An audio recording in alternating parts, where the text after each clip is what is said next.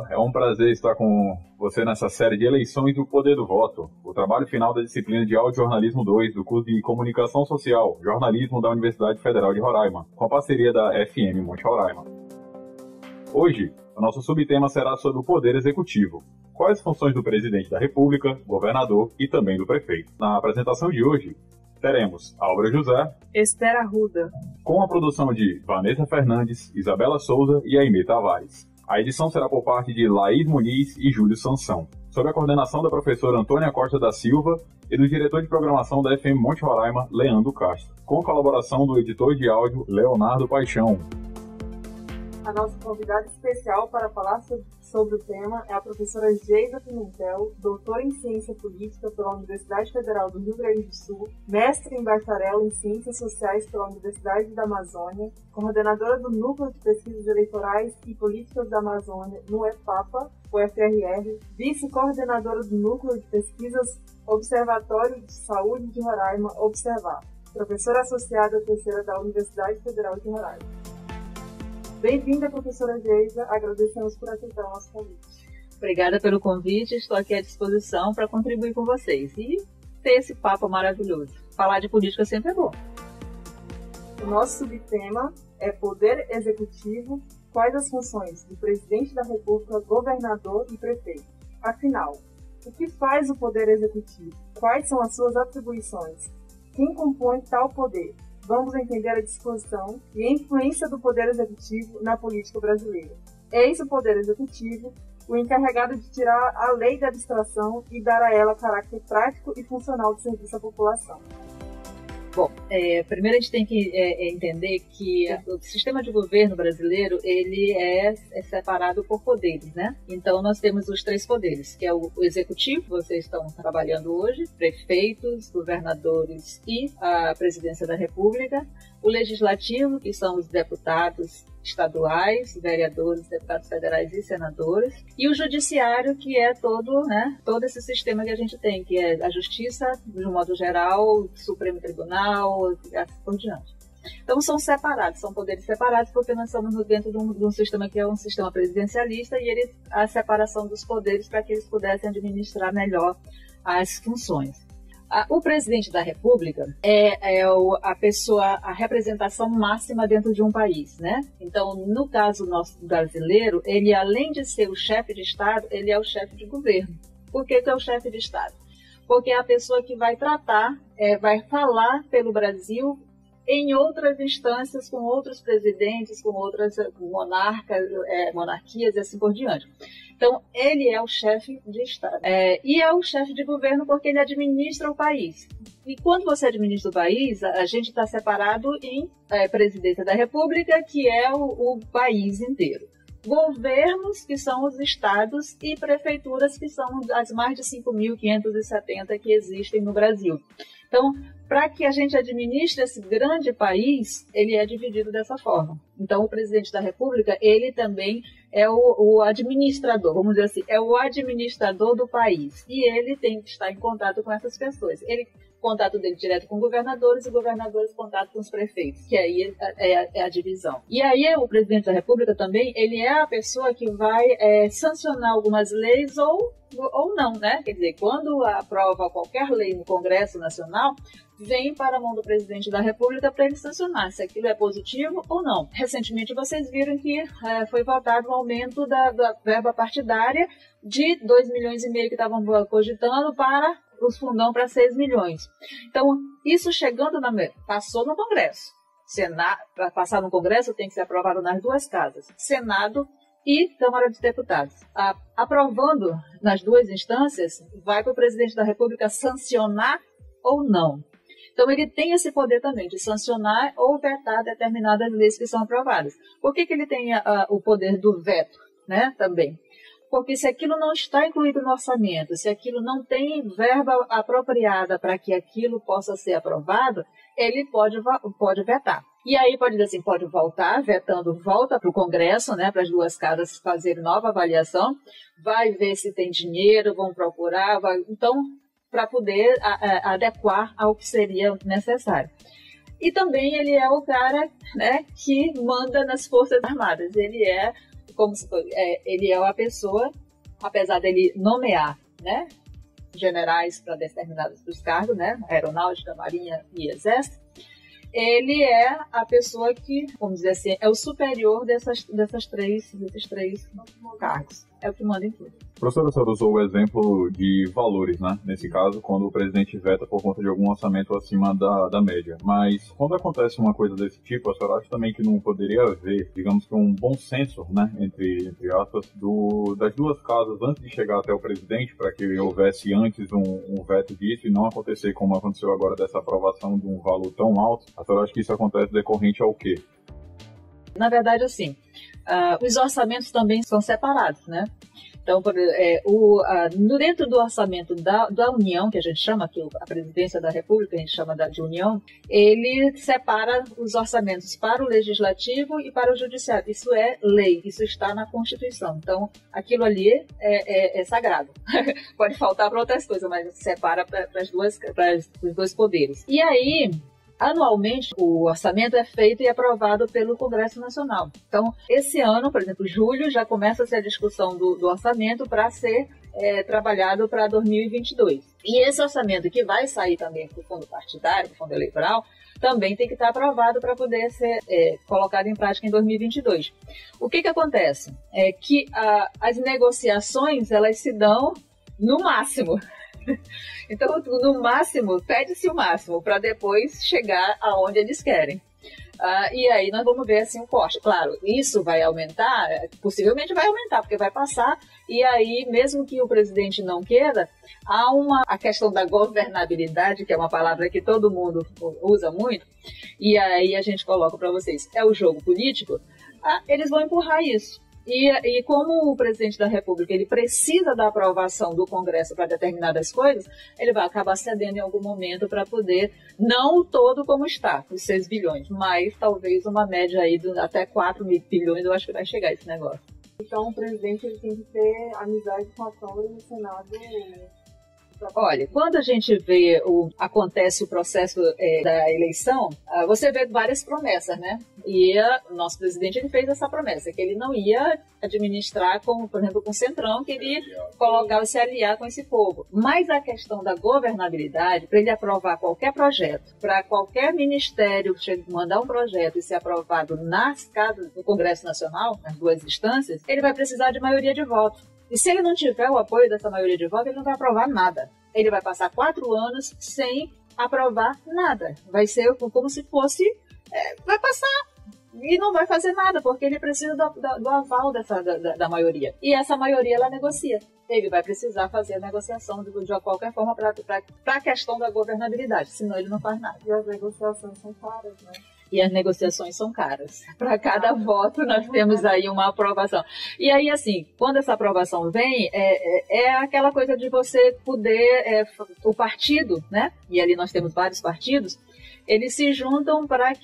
Vamos apoiar? O partido apoiando, o que vai vir para o partido? E aí, cada deputado puxa para o seu estado. Então, os deputados vão puxar. Quanto é que vai sair de uma emenda para Roraima? E essa é a negociação que é feita. Então, muitas vezes a gente diz assim, mas ele... votaram contra a população. Não, ele votou contra a população determinadas coisas lá que o presidente da República queria aprovar. Por exemplo, nós temos aí uma série de coisas que estão passando agora de reforma, mas em compensação, na prática, ele recebe uma quantidade X de dinheiro para aplicar no estado de Roraima, numa prefeitura, no que seja, mas são as negociações que acabam correndo e esse dinheiro é liberado no ano seguinte, né? Muitos desses recursos eles acabam sendo empenhados para o ano seguinte. Nós nunca temos aprovado agora e o recurso já está saindo liberado. Então, tudo a questão do orçamento é tudo planejado. E o presidente ele não rege o país sozinho, né? Ele precisa de ministérios. Sim, aí nós temos que a mesma composição que a gente tem na presidência da República, a gente tem nos estados e nos municípios, né? Então, na presidência da República são os ministérios, né? Então, é dividido por ministério conforme as necessidades. Aumenta-se alguns ministérios ou diminui-se conforme o grupo político que está no poder naquele momento. E nos estados é a mesma coisa. Então, nos estados nós temos as secretarias, nos municípios também secretarias. Então, é dividido em educação, saúde, transporte, habitação, todas as infraestrutura. Então, acabam trabalhando numa visão macro, que é o Estado, né, que é o país, ministérios, estados e municípios, secretarias. Né? E aí essas secretarias tomam de conta de determinadas políticas públicas, de determinadas pastas, que vão ser administradas pelos secretários estaduais ou municipais, dependendo do município. E na falta do presidente, quem assume? Nós temos o presidente e o vice, né? Numa viagem do presidente da República, o vice assume automaticamente. Se os dois estiverem viajando no mesmo momento, assume o presidente da Câmara dos Deputados, tá?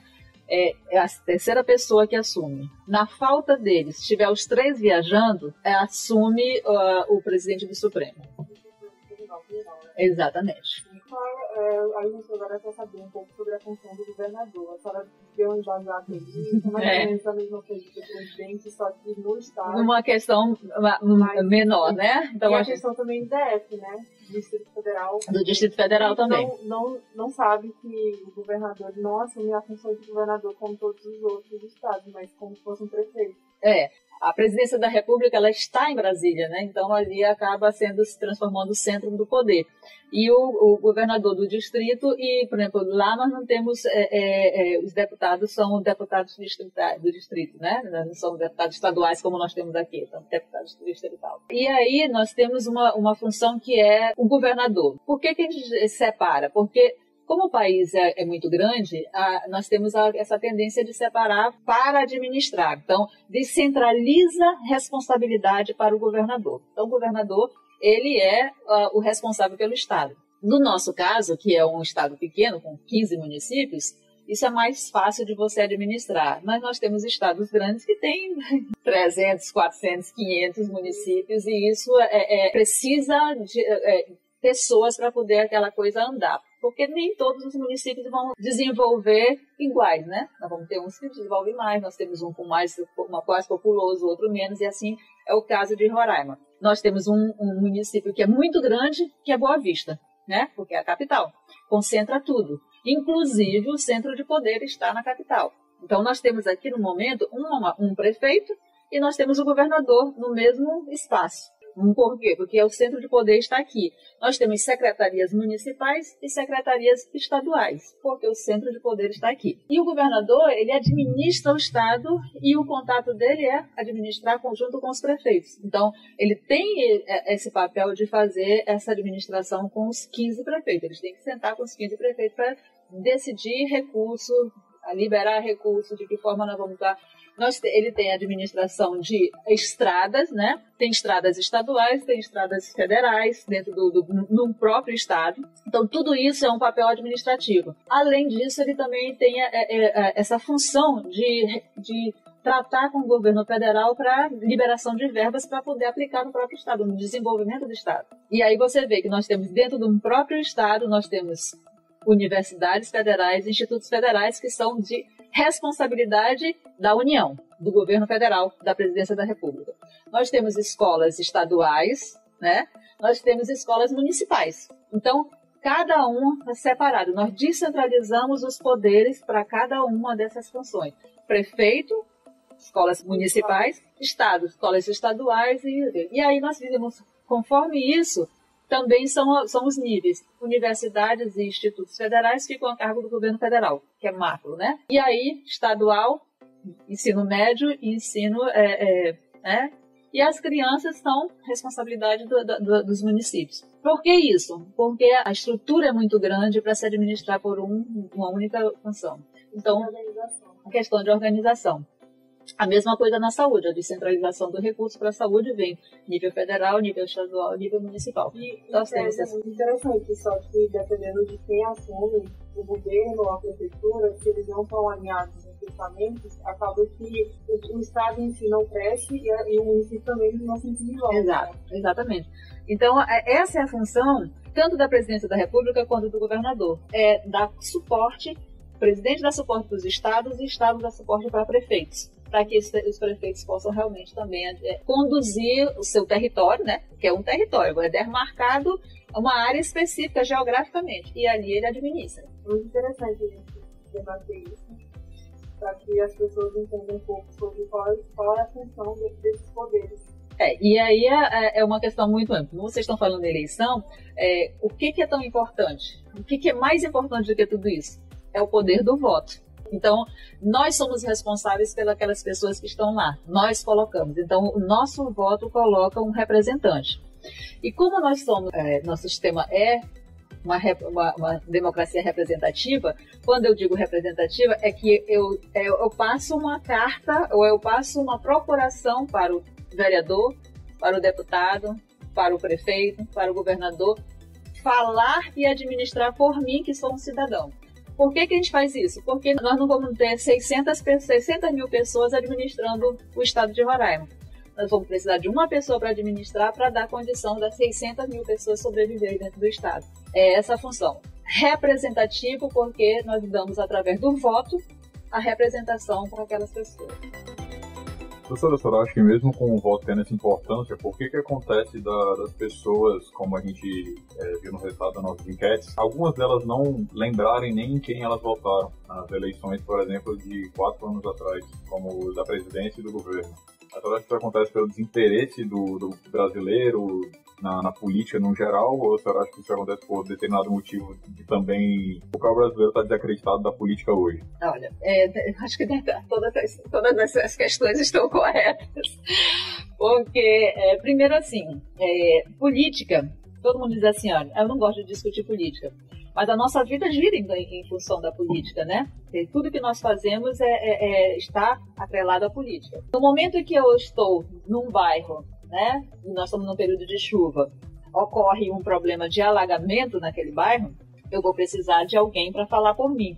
Ou alguém para ir lá para olhar a minha situação. Quem são as pessoas? Os vereadores são as pessoas responsáveis por estar falando, porque ele fiscaliza e ele vai fiscalizar o que o prefeito fez ou não fez. Então, essa é a responsabilidade. Por isso que a gente dá a representação para alguém naquele momento e eu poder chamar aquela pessoa e aquela pessoa falar por mim. Então, ela vai ter acesso a quem vai falar. A minha vida gira em termos de política quando nós temos uma pandemia e nós não temos um posto médico no bairro adequado para atender a população. Num estado como Roraima, né, onde nós temos um único hospital geral, onde nós temos uma única maternidade, quer dizer, o município tem postos, então a gente fica numa situação difícil. Nós temos alguém para falar pela gente. Nós temos alguém para falar. Quem são essas pessoas? São os representantes que nós colocamos lá.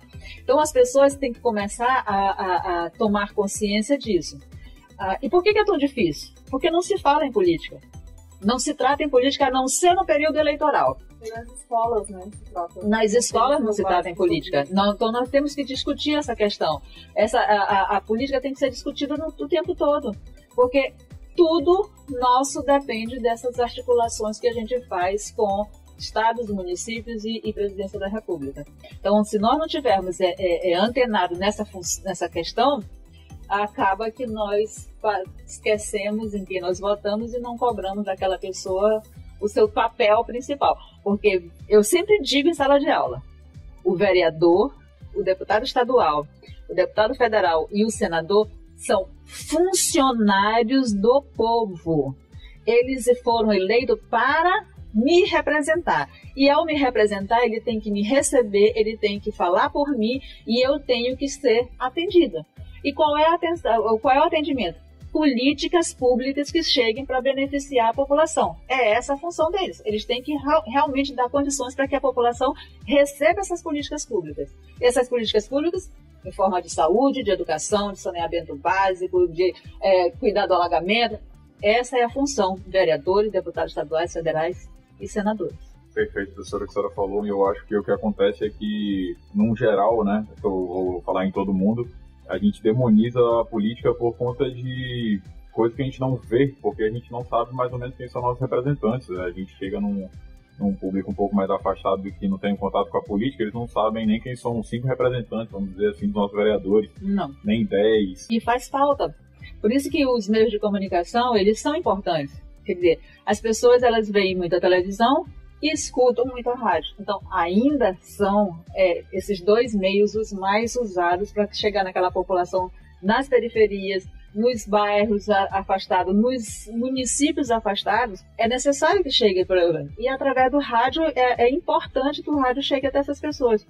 Então, por exemplo, se você não fala sobre política, se você fala política somente num período eleitoral, ele vai dizer assim, olha, ele só aparece aqui de 4 em 4 anos. Então, se eu voto ou não voto, não vai fazer diferença para a minha vida.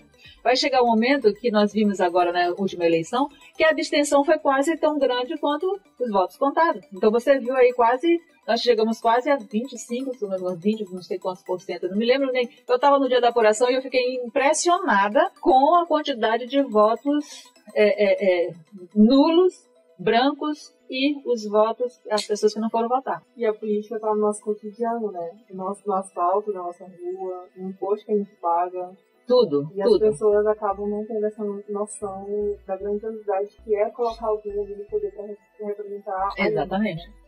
É porque acabou que nós tivemos passagens muito difíceis dentro da política brasileira, né? Então, nós só aprendemos o valor do voto recentemente, depois da Constituição de 88, que nós vimos o que nós tínhamos garantido através da Constituição. Só que nem a Constituição as pessoas conhecem os seus direitos. Então, se eu não conheço os meus direitos, como é que eu vou exigir dessas pessoas que estão me representando que elas façam alguma coisa? Então, é muito importante para que a gente realmente esclareça as pessoas dessa possibilidade. Quer dizer, eu tenho direitos, e esses direitos estão garantidos pela Constituição. E ao ser garantido pela Constituição, alguém tem que realmente colocar em prática esses direitos. É fato, não tem jeito, está lá na Constituição. Agora, se eu não conheço os meus direitos, como é que eu vou exigir? Então, nós temos um papel muito importante que é como que nós vamos fazer com que a população entenda que ela tem direitos e que esses direitos podem ser cobrados. E aí o que acontece? A gente ouve muito, né? A gente que trabalha com essa questão política. Eu votei no deputado, mas eu chego lá na Assembleia e ele nem me recebe. Eu não consigo falar com ele. Só que a gente também tem um fato muito sério. É que nós fomos acostumados, e aí eu digo nós fomos, a idealizar a política. Exatamente. E ao mesmo tempo, cair naquele conto que o vereador, o deputado estadual, federal, o senador, ele vai arranjar o emprego, ele vai passar a pagar a passagem, ele vai me pagar o remédio, vai pagar minha luz, nada disso. Isso não é função deles. Eu acho que ainda mais aqui em Roraima, vou falar somente por Boa Vista, que eu moro aqui, que a gente está acostumado ao político ser perto, né? Você é uma Exatamente, você topa com ele no supermercado, né? Exatamente. E aí a população acabou ficando mal acostumada, né? Essa coisa assim de uma troca, que é uma troca de favores, que é uma troca que não vai pagar os 4 anos que o cara tá lá. Porque ele fica 4 anos recebendo para trabalhar. E recebendo bem, né? Porque tem a verba de gabinete, tem não sei quantos funcionários, não sei quanto, não sei o quê. E aí somando aquele negócio lá, dá um dinheirão no final do mês. E o voto é trocado muitas vezes por R$100, uma passagem de ônibus, a conta da água, a conta da luz, telha, tijolo, uma consulta oftalmológica. Quer dizer, ele vai fazer aquilo e o outro vai receber 4 anos de um mandato com muito dinheiro. Então, é esse papel que a gente tem que entender. Qual é a minha responsabilidade enquanto cidadão que está votando e que está colocando uma pessoa lá para me representar. Então, nós temos que ter muito cuidado com isso também. Professor, eu queria fazer um ponto, saber que a senhora falou da imagem do político na TV e também na rádio. O que a senhora acha hoje, né, das redes sociais? Quanto que ela potencializa a política hoje? Pois é, as redes sociais vieram para mudar todo um processo, né?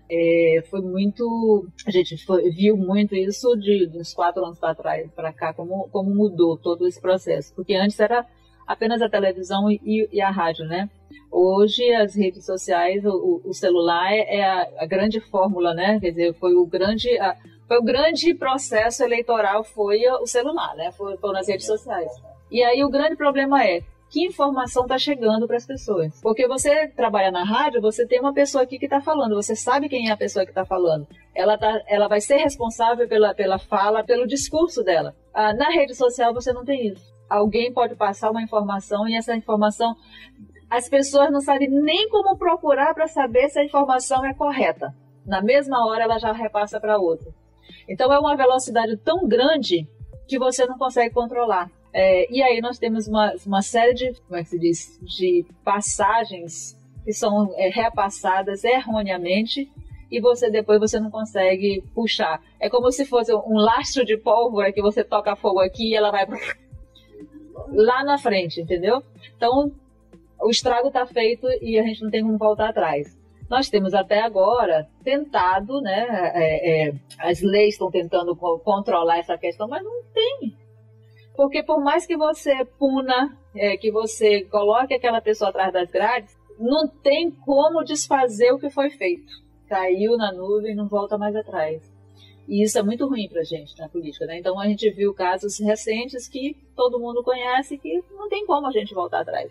E aí você fica espalhando aquela coisa, né? E quando chegam pessoas mais idosas, pessoas que já têm o processo, ele acaba assumindo aquilo como verdade, e mesmo que você prove, que você tenta provar, você não consegue quebrar essas barreiras. Uma barreira muito forte foi agora a história da vacinação. Então, como que você não vai acreditar em vacina? Nós temos pessoas que são pessoas dentro das nossas universidades, pessoas esclarecidas, cientistas que conhecem toda a regra, a metodologia, como faz uma coisa, que não se vacina e não vão se vacinar. Então, é um processo, vocês estão entendendo? Quer dizer, nós temos aí um retrocesso de conhecimentos que está sendo difundido através das redes sociais, e é muito triste. Para minha mãe, não existe cientista que estuda para saber se a vacina é correta ou não. Apenas a fala do presidente já é o que diz ser o certo na vida dela. E isso a gente vê em vários brasileiros, né? Também pega a fala dele como verdade e acredita que aquilo é 100%, sempre faz de fato estudos ou leitura aprofundada sobre o assunto. As redes sociais têm essa desvantagem, mas também tem a vantagem que você pode encontrar a notícia correta. Só que as pessoas estão tão acomodadas de receber a informação errada, ela não vai procurar a correta. E aí a gente tem todo esse processo de difundindo e fazendo um estrago no que seria um processo democrático de direito muito bem elaborado. Não é perfeito, mas é o que nós temos e é o que tem garantido esses 30 anos aí de democracia no Brasil. Espero que nós tenhamos esclarecido dúvidas de muitas pessoas sobre as funções do Poder Executivo, e a sua fala foi de suma importância e agregou muito conhecimento para a gente, e espero que para todo mundo que ouvir esse podcast. E eu estou à disposição, sempre que vocês precisarem, é um assunto que eu gosto de discutir, e eu sempre falo numa linguagem bem mais simples, porque as pessoas precisam entender, quem está lá do outro lado, ele precisa entender todo esse processo. Não adianta eu falar do que seria a ciência política enquanto uma disciplina. Sim, professora, eu acho que isso é uma coisa, inclusive, que né? eu acho muito importante a linguagem porque mais simples possível. Porque quem está na sala de aula, a gente tem a obrigação de repassar o conhecimento científico e os estudiosos sobre o assunto. Mas quem está nos escutando lá do outro lado, ele não vai querer saber quem foi que falou, quem foi o escreveu o príncipe, quem foi. Ele não vai querer saber nada disso. Ele vai querer saber como na prática isso vai chegar na vida dele. Isso, querendo ou não, cativa muito mais, né? Atrai muito mais interesse. Eu, por exemplo, não ligo absolutamente nada de política, você como você falando, não é com o assunto, e agora eu estava aqui super interessado. Super interessado, que bom. Ganhei uma. Bom, gente, é isso. Eu estou à disposição sempre que vocês precisarem. Professora, a gente agradece a sua presença aqui, agradecer principalmente por ter topado vir aqui com a gente no meio desse momento que a gente está vivendo. Foi bem importante isso para a gente, contou bastante por a gente ter debatido, né, os poderes da função do Poder Executivo e também o que faz, e terminar agora esse episódio que faz parte da série de eleições do poder do voto, né. A apresentação foi comigo, Álvaro José, e também com a grandíssima. A gente também agradece as nossas colaboradoras da produção, que é a Vanessa Fernandes, a Isabela Souza e a Aimee Tavares, a edição da Laís Muniz e do Júlio Sansão, sob a coordenação da professora Antônia Costa da Silva. E agradecemos também a parceria da FM Monte Roraima, do diretor de programação da FM, Leandro Castro, e do editor de áudio, Leonardo Paixão. Muito obrigado a todos.